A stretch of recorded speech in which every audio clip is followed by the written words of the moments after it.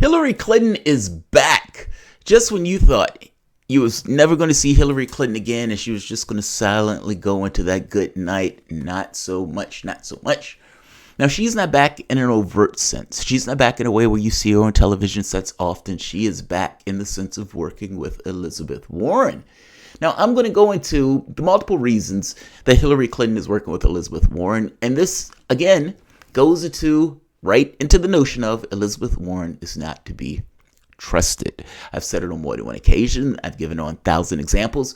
I have another video up that's going to make this point even that much more stridently than the association with Clinton herself and what that means from the level of transactional politics that Clinton is involved in. If you need her for something, what are you going to give her? What are you going to give her? Welcome to the Soapbox. This video is going to be relatively quick because I have a doctor's appointment, but I definitely wanted to talk about this before I left, and I had this queued up last night and didn't get the opportunity to do it.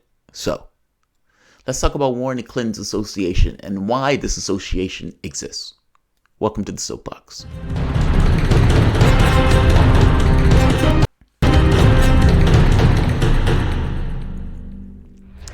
My name is Jamarl Thomas. This is the Progressive Soapbox.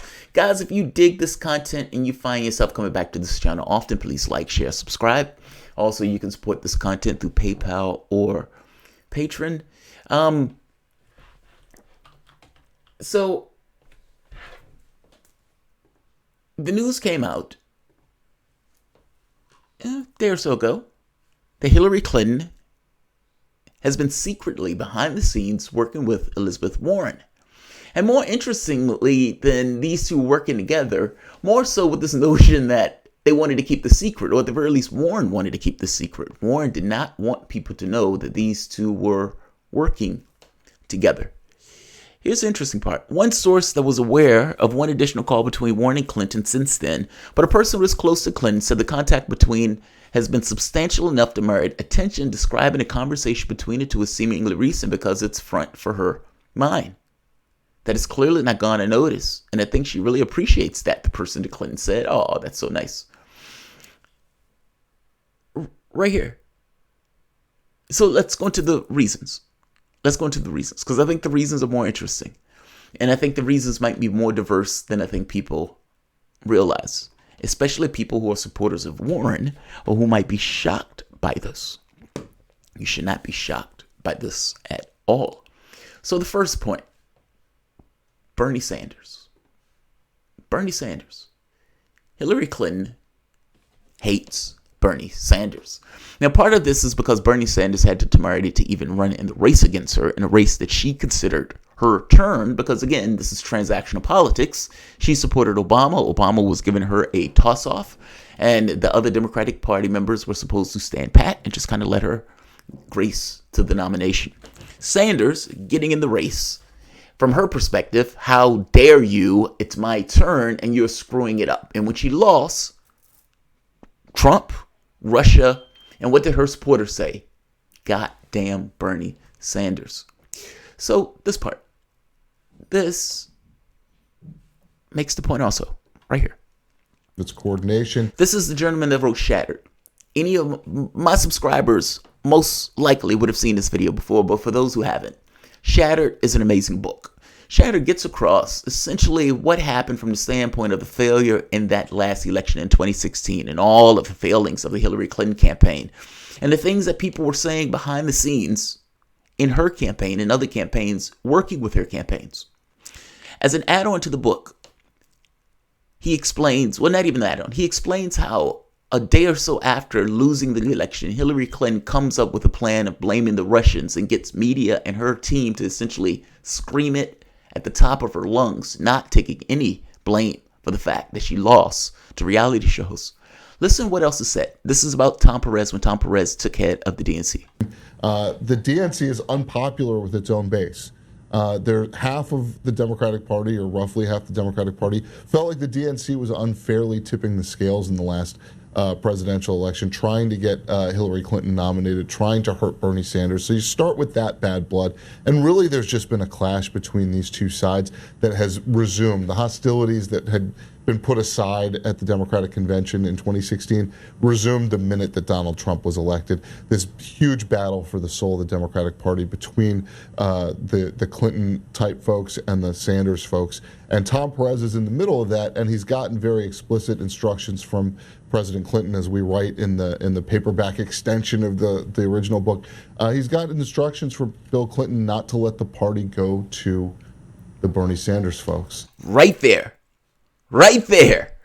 Don't let the party go to Bernie Sanders. I mean, after all, Bernie Sanders shouldn't even have been in a race. Sanders is not even a Democrat. Don't let the party go backfires. to Sanders. We've seen that. So that's the first part. Bernie Sanders. And Elizabeth Warren is a person who in this race could stop Sanders in one of two ways, either splitting the vote and letting Biden, mumble his way to the nomination, or getting what we'll get to in one of the other points, the superdelegate win. Meaning the person who can stop Sanders and yet who is firmly entrenched within the party structure itself and is under the thumb of the party, and is several things to show that she's under the thumb of the party, is Elizabeth Warren. Meaning everybody is expecting Biden to flame out. I think they said looking like a corpse riding, something to that effect. Like brutal story about Politico. And so the thought is, who's going to stop Sanders? And here you go. Elizabeth Warren working with Hillary Clinton. And from Clinton's standpoint, this is a person who could stop Sanders. And her and I already have a relationship going back all the way to 2013. And in the 2016 race where she supported me instead of Sanders. Elizabeth Warren is a safe bet. She doesn't change the party structure. She doesn't change the existing economic or established order of things. Sanders does. And again, not to mention, Hillary Clinton is somewhat spiteful, and Sanders had the temerity to run against her. The second point, Trump. And I don't even think I need to espouse on that point. She got beat by a reality show host. I mean, ultimately, Hillary Clinton thought she was going to win that race. All of these lemmings thought they were going to win that race. Not so much. They didn't win that race. And there's something to be said about a certain degree of hubris where you just expect something to be handed to you. I mean, missing the fact that the Pied Piper strategy where she was playing up Trump and her team was playing up Trump because they thought that was the only person she could beat. Not so much. So Trump, I don't think much needs to be said about that. She's embarrassed by losing to him. And if anything, she wants him to lose. Loyalty. Oh, that's the interesting part. Loyalty. Going back to 2013, early 2013, Elizabeth Warren signed a secret letter to Hillary Clinton, along with other female Democrats, promising her support, essentially giving her allegiance. Fast forward to 2016, where they were running in the race. Everyone expects Warren to support Sanders because, ideally, these two are ideologically close to one another, at least in the things that Warren says and espouses and the things that come out of her mouth. More so in regards to Wall Street and domestic policy. But it's the perspective that people have of Warren. So it was somewhat shocking that she didn't support Sanders. Now, every time she's asked about this, she's just lied. I've never heard her not one time mention the fact that there was a secret letter given over support to Clinton early on. She said, this is a great primary. I thought our primary was great. And this is also in the context of her saying they rigged it, they didn't rig it. Dicey and untrustworthy, to say the least. Loyalty is a big issue. Meaning, you supported me in the 2016 primary when all things being equal from an ideological standpoint, you should have supported Sanders. Now that you need me in 2020 for the 2020 election, here I am. Hillary Clinton. I got your back. And in this case, Hillary comes out working in the way that Elizabeth Warren needs her to work. And that is behind the scenes, in the shadows. Because Elizabeth Warren doesn't necessarily want the association with Clinton to be overt and to be known. She hurts from that. Ergo, shh. It's like the girlfriend you don't want anybody to see. Don't look. Don't come around here. Don't come around here. Never come around here. It's like the scene from Friday when he tells the girl, don't come around here. I'll come and see you. I'll call you. I'll text you, but don't come around here. That's what Hillary Clinton is. It's the girlfriend that you don't want your friends to know that you're messing around with. Or the boyfriend that you don't want your friends to know to mess around with. Whatever. The ex, the spouse, the whoever. This is the bad smell, the bad egg. It's the one that you don't want people to see you in contact with. Especially in the primaries and especially on the left. So from the standpoint of Warren, keep her in the shadows. From the standpoint of Clinton, I'm here to serve a role. The role that I'm serving is paying you back for your support in 2016. Influence. And this is where we get to the nub of it. What Elizabeth Warren knows, what Biden knows, what Sanders knows, is that this very well could come down to split votes. And you end up in the second round. And remember, I was the one who said early on, superdelegates haven't gone anywhere, and you could end up in the second round almost intentionally with the party trying to push it into the second round in order to prevent a particular candidate from winning. Now, I don't necessarily know if that's what they're doing, but either way, whether they're trying to or not, it seems like they could very well end up in the second round with Biden, Warren, and Sanders splitting various states, and neither one of them necessarily get into the threshold to win it outright. I've said before, Sanders needs to win it outright because if it gets to the second round, his prospect of winning becomes dicier. They don't consider him a Democrat. They're still angry at him for running in the last race, meaning if he has to win it, he has to win it. Warren, working with Clinton, if you believe that Clinton has no influence in that party, you are insane. Clinton is still a big mover and shaker in Democratic politics. And from the standpoint of working behind the scenes to get delegates onto her side, Clinton will be a big asset. Again, you don't want people to see her. You don't want people to know that you're working with her. By the same token, she is still doing you a solid by working behind the scenes to help you get super delegates. And to make a point on that, I said last time that just because they put super delegates to the second round doesn't mean that these guys won't be still saying stuff like, well, if the race went to the super delegates, this is what the numbers would be. And what do you know? What do you know? That's exactly what they're doing. They've gotten to the point of coming up with dodgy numbers, talking about a super delegate race. Super delegates haven't even voted. And not just haven't even voted, we haven't even hit Iowa. And they're still going with this notion. I'm trying to figure out which one it is. Is it CBS? It's one of the news networks. Already with this notion of, well, if the delegate race was held today, Elizabeth Warren is getting close to Joe Biden. Hasn't even voted. It's exactly what I said was going to happen. And it is exactly what they are doing. Two last points, and then I'll make it fast. Cash. Money. Elizabeth Warren is being dodgy with this notion of not taking money in the primaries. It's been learned that Elizabeth Warren got a ton of money from dark money, or people who she was essentially getting money from prior to that, in order to buffer her primary run. Meaning her stance of, I'm not going to take any big money in the primary. Well, she had already taken a ton of it prior to the primary, and then is now using it in the primaries. Meaning, so this pledge of not taking big money, she's not being entirely genuine or being honest with that. She is using big money in the primary. She just didn't raise it in the primary. She raised it before in her previous race. And Clinton will be a massive asset in ensuring that Elizabeth Warren get all the big money that she needs once she gets out of the primary. Because again, she has already said, I will not unilaterally disarm. I will take all the money I could possibly get my hands on once I get out of the primary. A gimmick.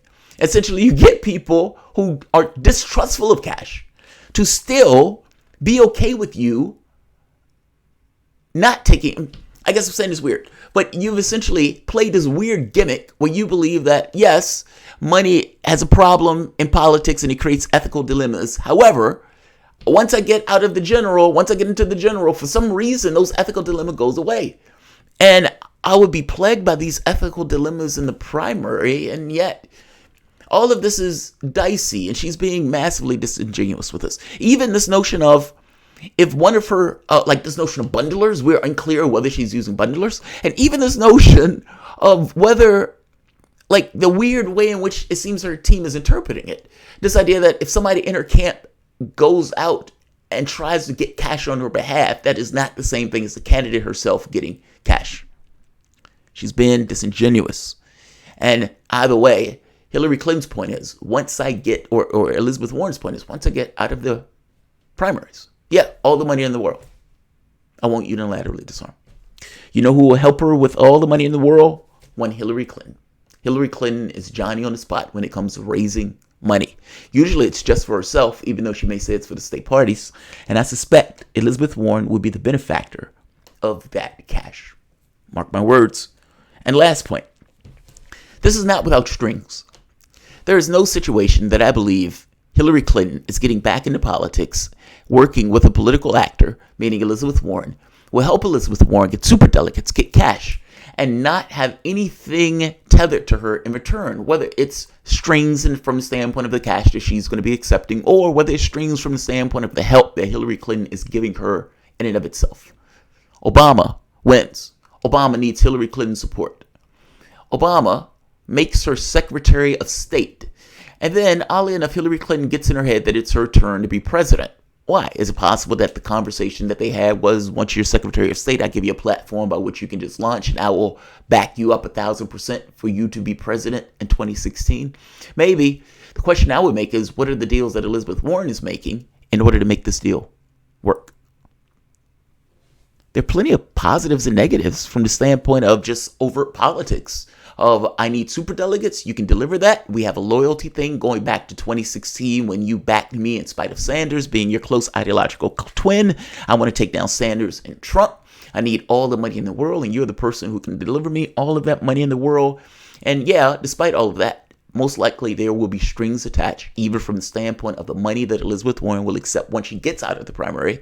And, if we're being honest, before she got into the primary, because again, she's using money that she raised in the old way, the big money, as they would call it, using that now in the primary, even though she raised it in the Senate, meaning she knew she was going to be running for president. She raised all of that big money to get a running start, and then she gets into the primary saying, I'm not going to be touching big money. But yeah, I will get it once I get out of the primary. So you do it before, and you do it after, but at no point in this process do you believe that these are ethical challenges in the way people should be looking at your campaign. Elizabeth Warren is not to be trusted. I'm going to end this here because I'm running a bit late. Burning a Guillotine. Will you watch Mayor this weekend with KB panel? Who's KB? Who's KB? Who's KB? I don't know who KB is. Yeah, I don't know who KB is.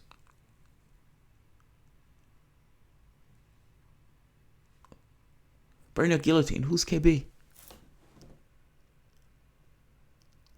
Crystal Ball. Oh, that should be good. That should be good. Crystal Ball is awesome. And she's probably going to try to take a chunk out of Bill Maher. Yeah, that should be good. That should be good. All right. Like, share, subscribe. If you dig the video, give it a thumbs up. And of course, you can always support through PayPal Patreon. I will be on radio this evening at 5 p.m. On my radio show. So definitely you guys will see me then, and you guys may even see me before because I have a video that I want to do before then. So like, share, subscribe.